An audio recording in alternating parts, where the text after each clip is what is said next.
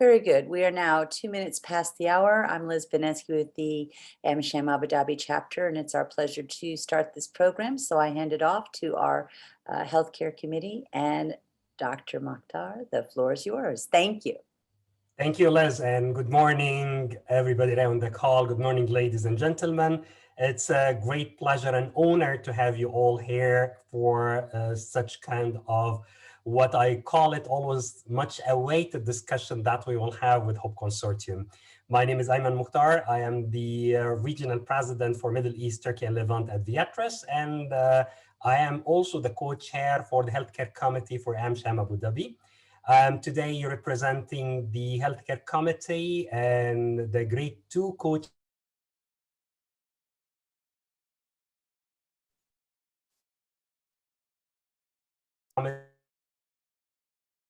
Also under care. As said, am I the only one? Sorry, not hearing Ayman.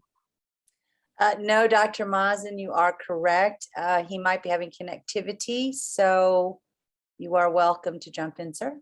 Dr. Ayman, you're cutting off. Maybe if you would just maybe stop the video, I would recommend, and try without the video probably.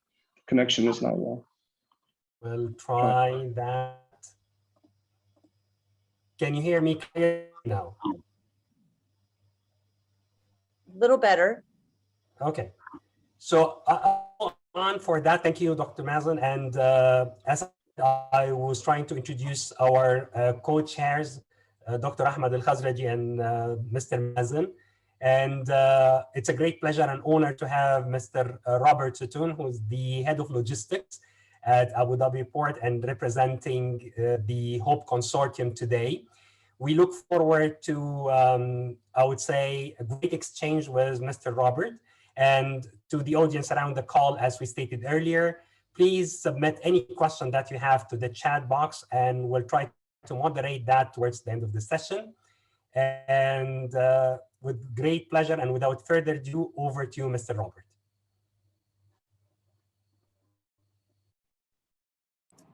Thank you. Thank you very much. And thank you, everybody, for joining this session.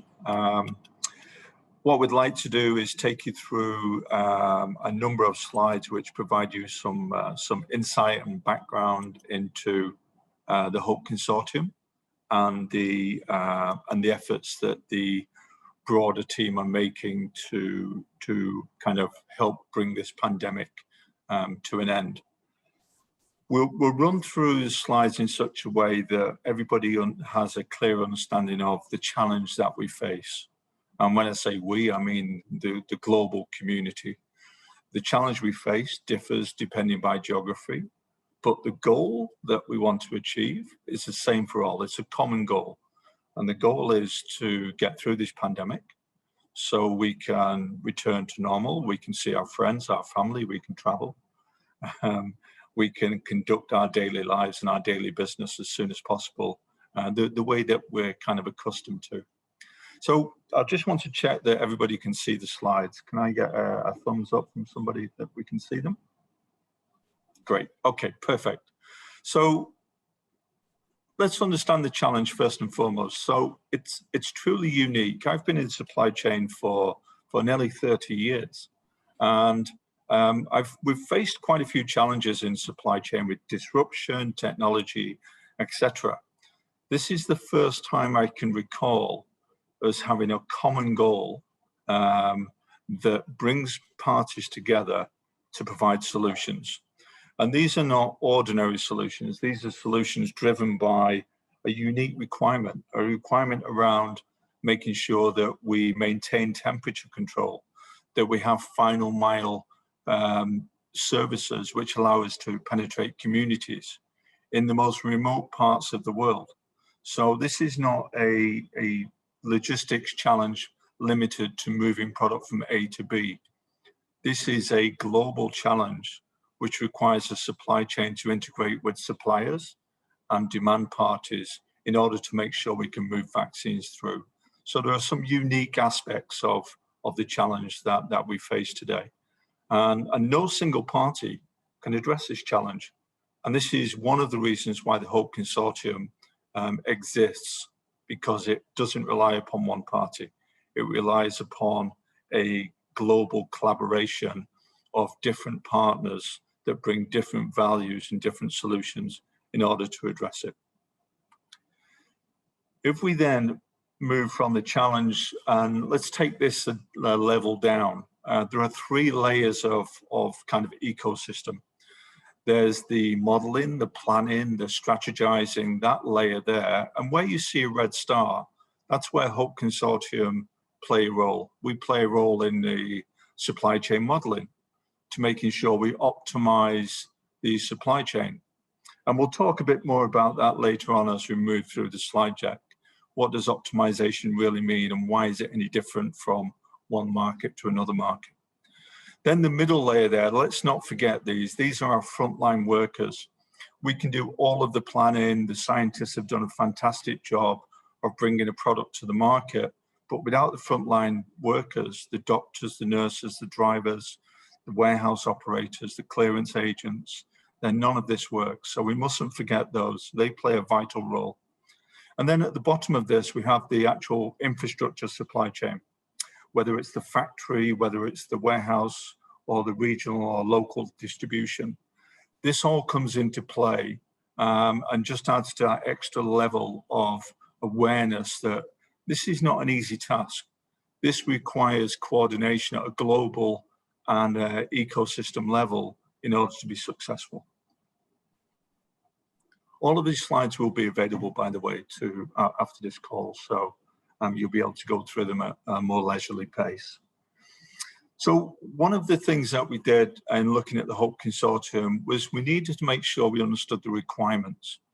And to get that answer, we needed to understand the market size. So we're talking about a global catchment. We're talking about a global requirement. What does that break down to geographically? If you look at Abu Dhabi and its geographical position, we're within 6 to 7 hours plane ride of 3.6 billion people. So just focus on that for a moment. 3.6 billion people within 1 day's aircraft ride, which means that we need to have the capability to provide 3.6 billion people with a solution, whether it's a vaccine or a vaccination program. We need to be able to provide that. So we looked at the demand, which is the home market or the host market. And then we looked at the supply, which are the Johnson & Johnsons, the Pfizers, etc., that really work diligently to provide the vaccines in the first place. And then we need to understand the logistics and distribution requirements to move that through the channels that you see below, whether it's COVAX or governments or other organizations, so we can move the product to the market and then more importantly, to the arm of the patient. So that's how we build this framework out. And there are 2 elements to this. There are the COVID vaccines, and of course, that's the topic of the day. But there's also the non-COVID vaccines. There are 10 major non-COVID vaccines that exist. And there are multiple others, but 10 most significant ones, which don't disappear because COVID's there. They're still required in the markets as well. So now we've talked a little bit about and kind of build up an understanding of the requirements. It's a known fact that most of the vaccine manufacturing exists outside of the areas where the population densities are greater. And let me put that in context. If you look at Africa as a continent, the level of vaccine manufacturing doesn't compare to India, US, UK, China, Russia, all the other markets.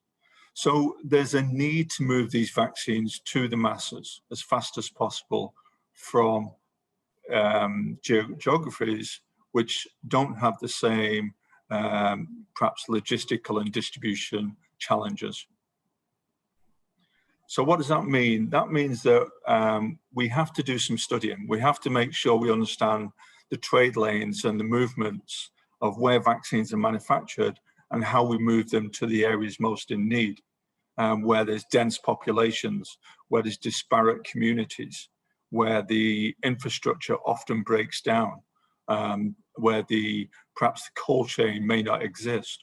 So we need to understand all of that in order to build appropriate solutions.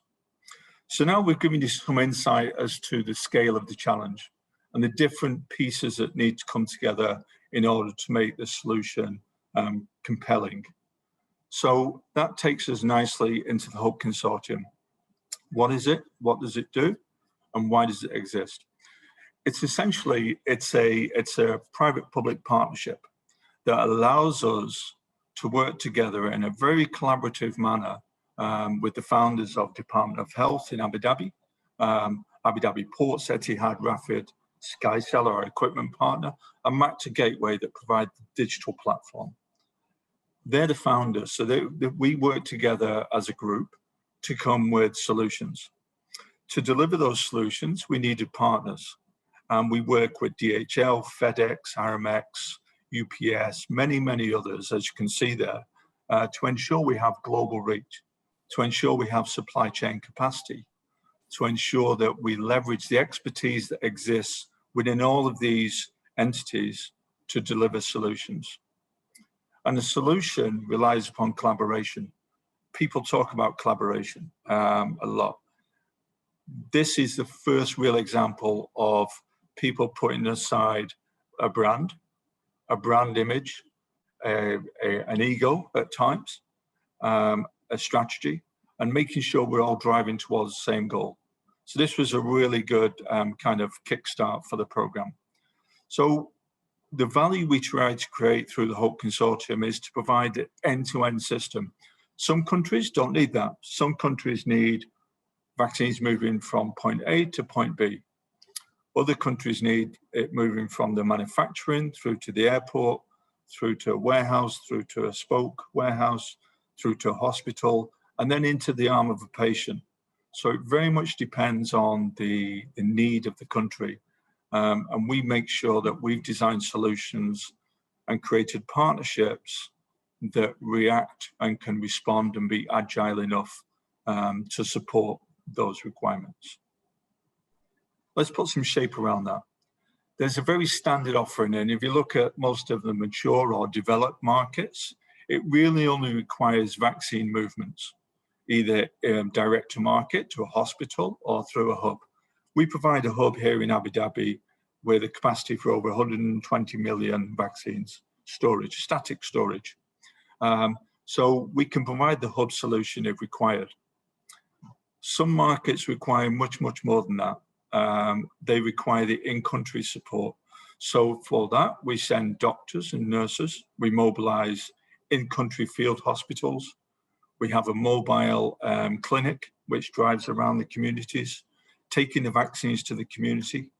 And we provide in-country logistics support to evaluate the quality of the cold chain and to make the necessary recommendations to support that, to provide training, to transfer SOPs and knowledge. So these are the in-country offerings which are particularly relevant for Africa, parts of Southeast Asia.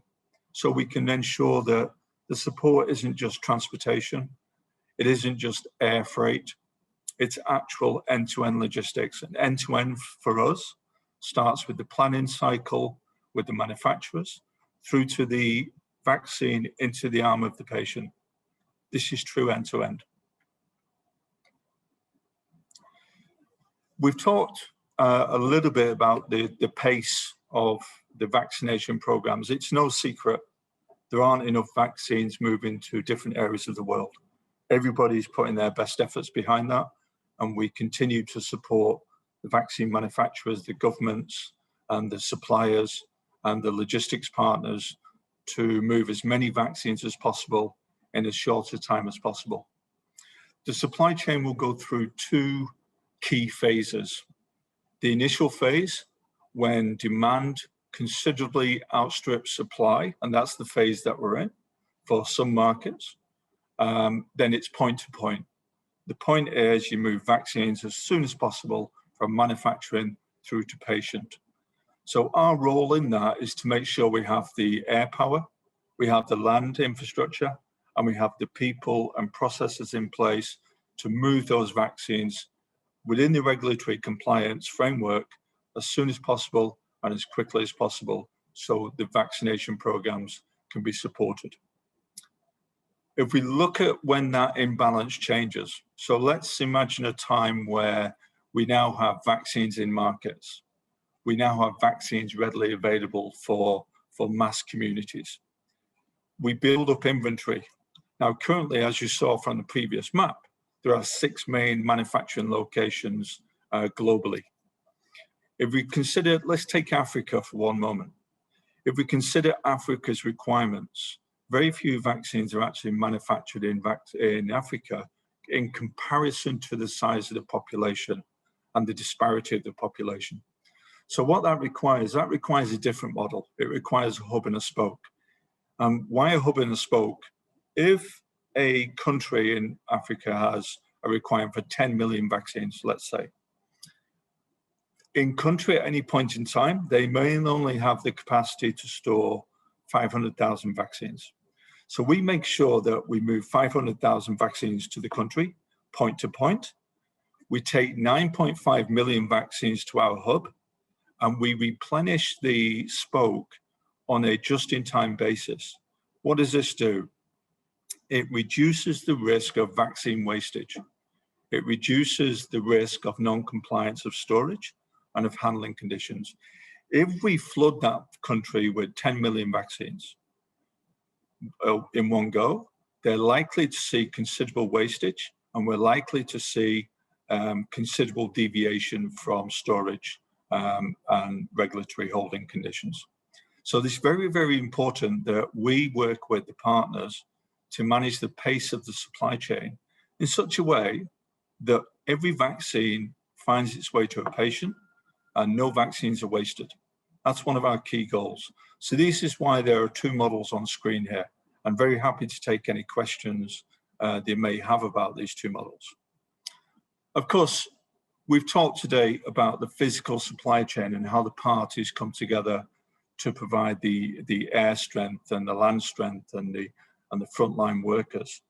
But, you know, one of the key things that's important with the Hope Consortium is that we've built in parallel to that a digital supply chain enabler, which allows us to see vaccines being manufactured by batch and track that batch all the way through the supply chain into the patient, and then provide data back and into which patient, the male, female, the demographics, the age group, that type of information is very, very critical to support vaccination programs, to support the organizations which manage the overall strategy of vaccination programs globally. So the digital supply chain that we've developed through our partner MACTA Gateway is extremely important for us to make sure that we can track vaccines, we can show vaccines in status, and we can show vaccines in compliance with the protocols required, whether it's a -80, a 228, or a -20. We can handle all of those, excuse me, and the digital system supports those. So, as we've said, the vaccination program is complex. We've tried to simplify it by breaking it down into 3 offerings. End-to-end, for those countries and governments that need the end-to-end support, we're here. We have a product, we have a solution, and as vaccines become available, we're the partner that you can rely upon to move those. The second part of our offering, if required, is the air transportation. We're very fortunate that we have Etihad as our global partner to support the distribution of vaccines globally, and they have multiple partners to support their air network. And of course, the offering number 3 is to make sure that we're able to move from manufacturer through to warehouse. The country may have its own in-country program, and we encourage that, and we'll support that. And that means we deliver this to their warehouse, and then they manage the vaccination programs. Of course, we'll support as required. So our commitment is that we provide a quality and compliance solution. It's completely transparent to anybody that wants to use it or have a look at it. It's optimal. There isn't a one-size-fits-all here. Different geographies require different solutions. And most importantly, it's collaborative. We don't profess to be the experts in all things to do with medical vaccinations. We know the things that we know, which is how the supply chain should operate.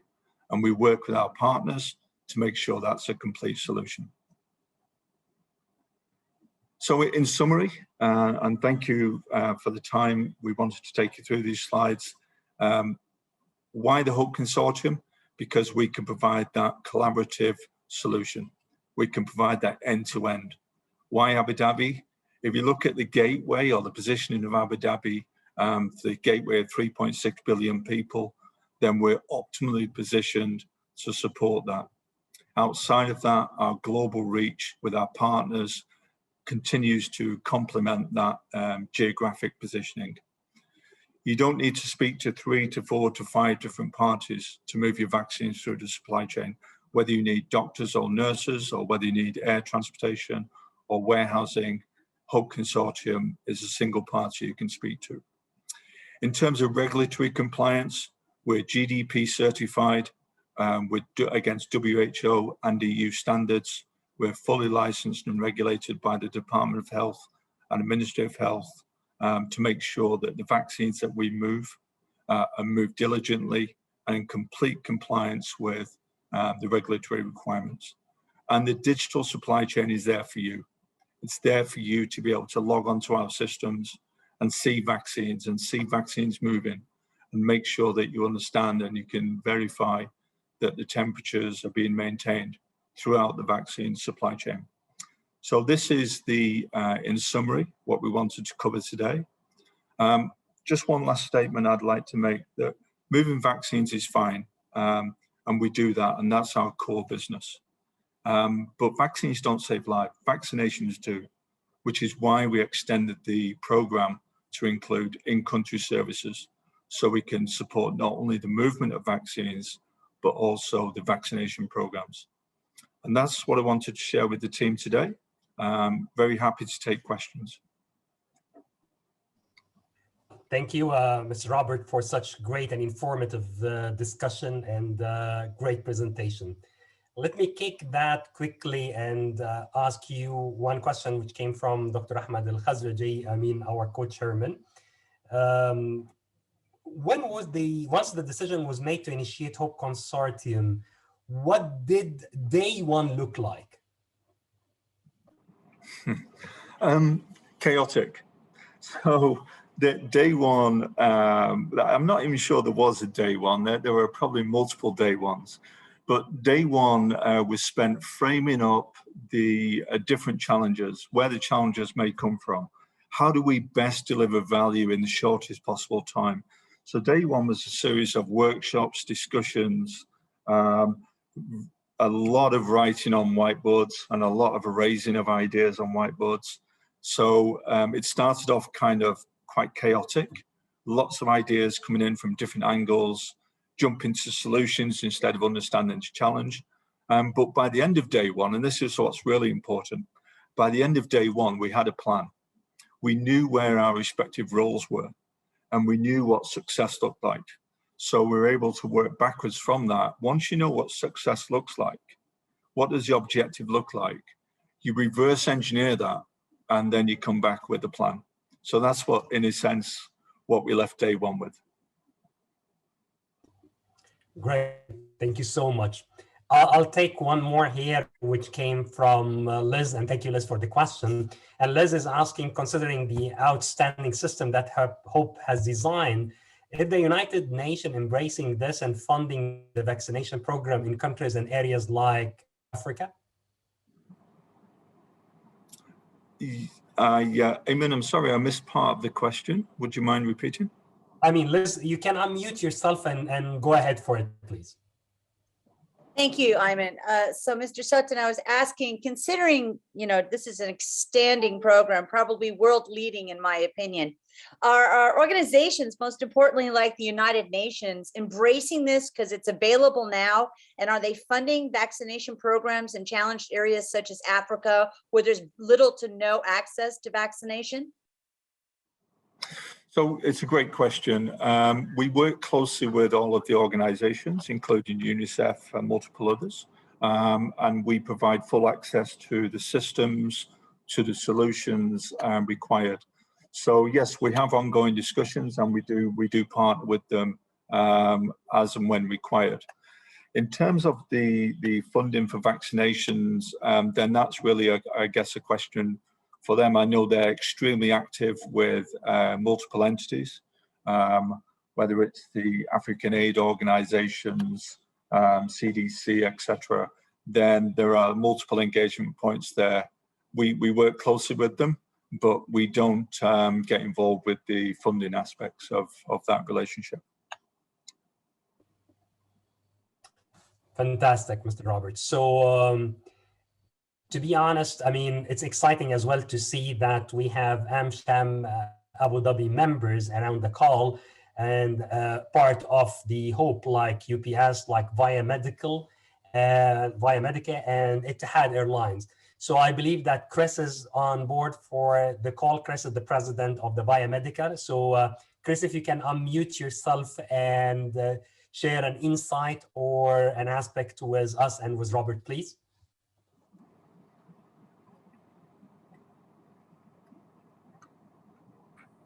Yes, hi everybody. This is Chris Arvidsson. Yes, extremely interesting, fascinating, and our joint venture with Hope Consortium is, we're very thrilled to be a part of what we call delivering the last mile here, and working in conjunction with the Hope Consortium to sort of bring the circle to a close. I guess we've been looking in many ways here to work together, and we are trying to get into a lot of these African countries with the help of the Hope Consortium. They have tremendous, I guess they're wielding tremendous power out of Abu Dhabi here to speak with these countries, to, like he says, to administer just the right amount of vaccinations that are needed per country. I just want to say it's an honor to work with the Hope Consortium, and we expect to have a long relationship here. Thank you, Chris, for the comment and for the insights and for sharing with us. Robert, we have another question came from one of the audience about something related to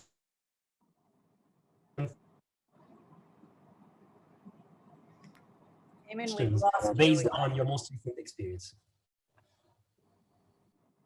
We missed the question. I think it cut up there. Okay, I'll repeat it again. Can you hear me now? We can. Okay, so Robert, it's about your recommendation in order for countries to avoid supply chain disruptions based on your recent experience. Okay, yeah, good question. I could talk for hours about this, but I'll try not to.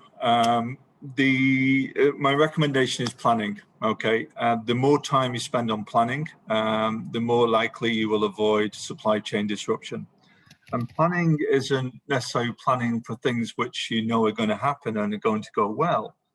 Plan for things which may disrupt. The whole point of the planning cycle is not to confirm what you know, it's to challenge what you think is going to happen. So when we look at a supply chain, or when I talk to my team about an inbound movement, the first question I ask is, what could go wrong? And we spend an awful lot of time breaking down what looks like a very easy movement from A to B into its different components. So if a vehicle breaks down, when is the next aircraft? How long will the aircraft stay on the ground? When will the customs offices close? Do we have a pharmacist on call if specialist regulatory documents are required? That level of detail is what prevents supply chain disruption. Now, supply chain disruption through natural events, etc., may well happen, but it's not an excuse to avoid the planning cycle. So plan for those things which may surprise you would be my advice on that. Thank you. And I see Kathleen wanted to share a comment or a question. So if you can unmute yourself, Kathleen.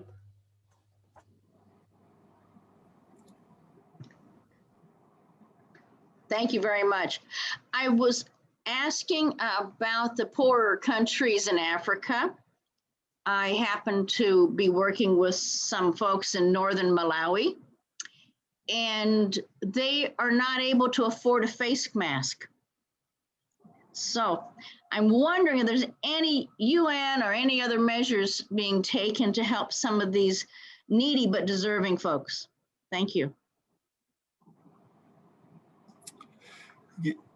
Yeah, Kathleen. So first of all, I think we recognize there are different challenges, funding challenges, distribution challenges, etc. And I know our partners in UNICEF and various other organizations are working to address those. Our role as the Hope Consortium is to hear that and to listen and where we can support. The support is in the form of a logistics and supply chain solution, and obviously working with the partners in terms of donations. I don't probably have the answer you were looking for to that question, but I just wanted to reassure you that the awareness is there, and I know that many organizations are working to address that. Wonderful, Robert. Robert, let me take one segue here and get to the numbers, because we have very interesting numbers to share with many people for those who do not know. So 19,000 square meter temperature controlled warehouse facility in Abu Dhabi, which could be considered as the largest cold and ultra cold chain in the region. Was building such impressive facility, and I remember very well the first discussion that I had with you when you shared with me that you rushed and there was a vision to build that, but I'm sure that you encountered enormous challenges and on the other side some rewards. Can you tell me more about some of the challenges that you faced at the beginning with such size and such big operation that you started early on? Sure. So we were very fortunate, first and foremost, in that we, here in Abu Dhabi, the government were super supportive from day one. We had the facility, we needed to make the investments. Now, I come from a private kind of career in the private sector, and asking for investments in cold chain, in warehouse solutions required a business plan and lots of justification. The Abu Dhabi government was so supportive on this. They understood the issue, they understood the need for speed, and they fully supported the rationale behind the investment. There was no real science behind it. We had a vision. We knew what we needed to make sure we provided a hub with all of the capabilities of holding hundreds of millions of vaccines at multiple temperatures. And once we documented that, then we were given complete cooperation and empowerment to be able to execute against that. So the really pleasing thing for me to deliver this facility in such a short period of time was the freedom of decision-making that we were empowered with. For that, we're very, very grateful. It didn't come without its challenges. We were sourcing ultra cold freezers, and this is the largest single freezer farm for -80 vaccines in the region. So we were sourcing the largest freezer farm at a time when supply chains were closed down, at a time when everybody was looking for the same equipment. So we put an order in for the freezer farm, I think August of last year, and they were delivered in November, December of the same year. So, you know, that type of pre-planning is required at these times. And again, we had complete freedom to be able to negotiate that and to move that. One of the other challenges is when you move freezers, ultra cold freezers, there are gases inside those freezers, which means that moving it by air is extremely problematic.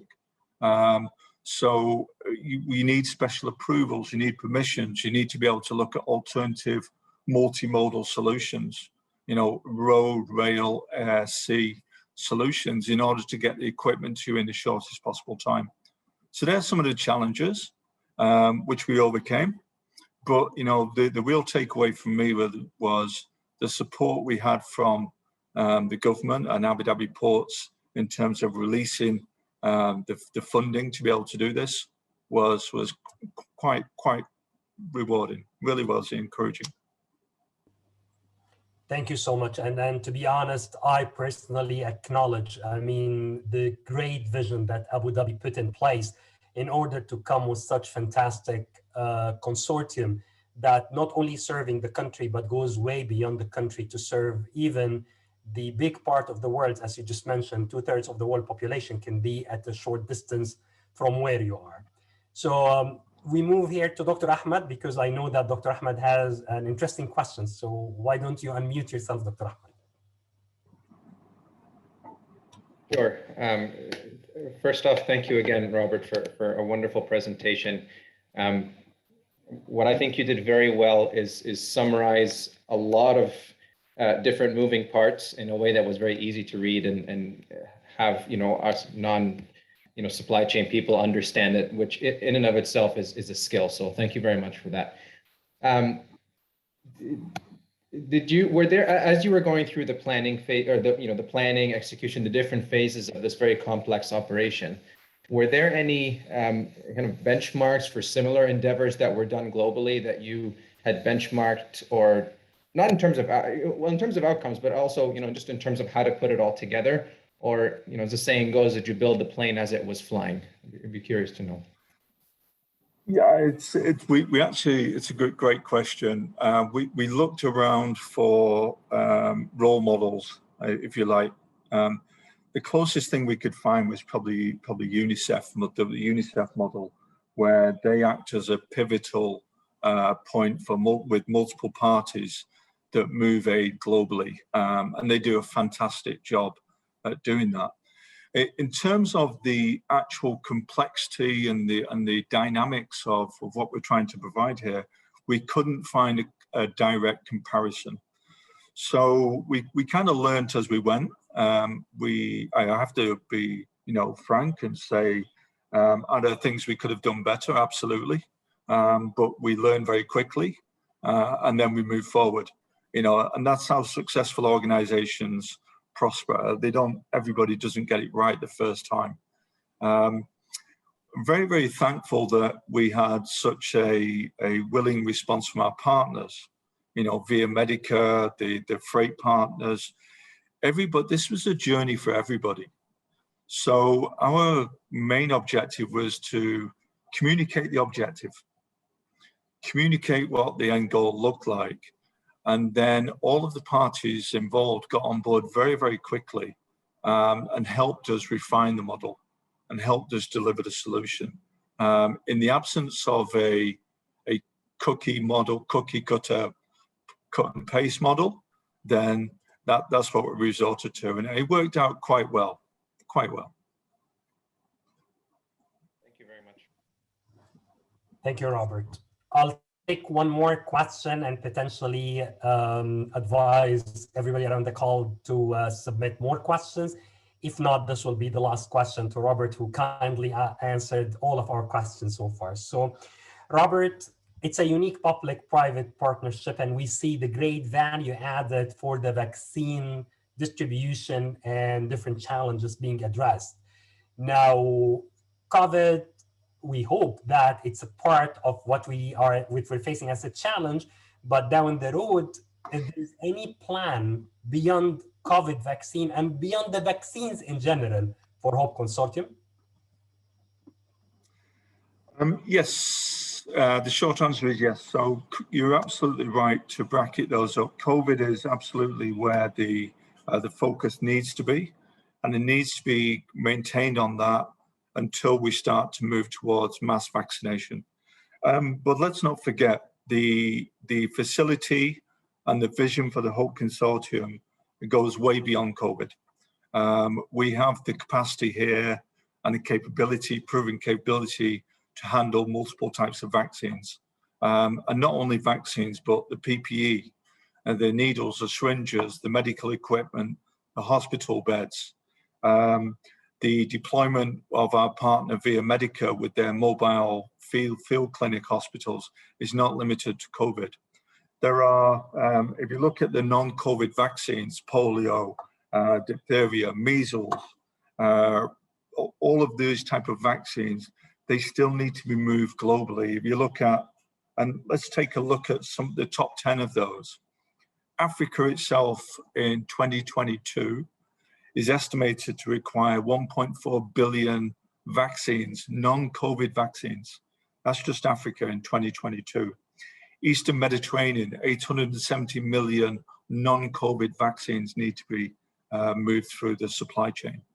And if you look at Southeast Asia, 2.5 billion vaccines, non-COVID vaccines of different types will be required in the Southeast Asia geography, all of which is within reach of Abu Dhabi, all of which here falls within the temperature bands that we've demonstrated can be handled through the Hope Consortium and its members. So the Hope Consortium is here to stay. It's very, very proud to be given the opportunity to support the vaccination programs in the countries and the vaccination supply chains to the countries. And we hope to continue to build on this in order to make sure that all the communities benefit from the investments, from the support and from the leadership they've had from the different organizations and the Abu Dhabi government. Wonderful, very insightful information and great answer. Thank you so much. Les, maybe the final question from your end before we go to the closing remarks. Okay. Mr. Sutton, it was reported by CNN today that the global supply chain is incredibly challenged and likely to get worse before better for a myriad of reasons.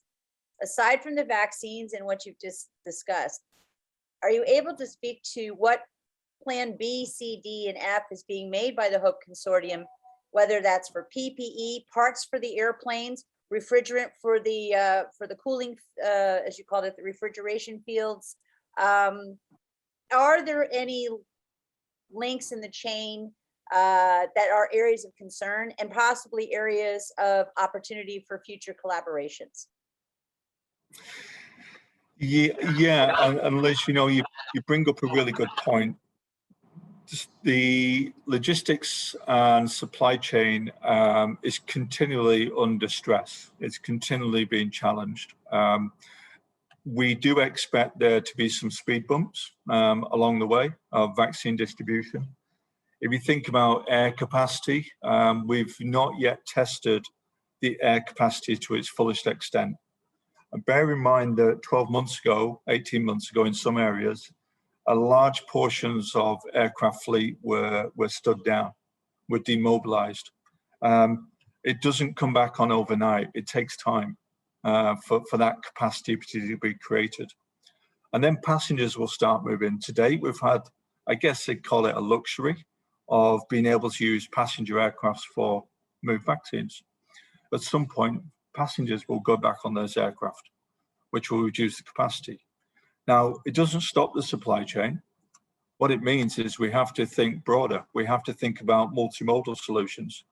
We have to look at how we match air, road, sea, rail solutions. So we do have a plan A, B, C, D.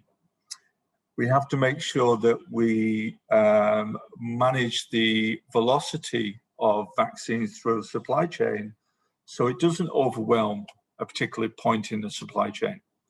So we don't only have vaccines moving on one mode. We don't send too many vaccines into one country or one region that overwhelms the country capacity to be able to manage that. So there's some of the challenges that we see. In terms of collaboration with partners, we have an open door. Whoever wants to collaborate with the Hope Consortium, they're very welcome with open arms. We don't see ourselves as a silver bullet. We see ourselves as a small cog in a very, very large wheel. And whether you're a vaccine manufacturer, whether you're a healthcare provider, a logistics provider, a support engineering provider with refrigerant gases and cold chain solutions, we're very much open for business, and we want to work with you directly to make sure that we can provide as much support as possible. The supply chain will get disrupted, that's a fact. What matters is how we plan for it and how we react to it. And for that, we rely upon the collaboration of our partners. Well, thank you, Robert, again for having the time. And on behalf of the AmCham Abu Dhabi Healthcare Committee, on behalf of all members and non-members attending such a webinar, I would like really to thank you for your time, for the great insights that you have been given, and for the great expected outcome for Hope Consortium. Thank you so much, and have a wonderful day, and good luck for all people around the call. Thank you so much. Thank you. You're most welcome. Very much, Robert. We appreciate your time. Thank you, Mr. Sajid, very much. And thank you for all joining. Have a blessed, safe day. Take care. Program concluded.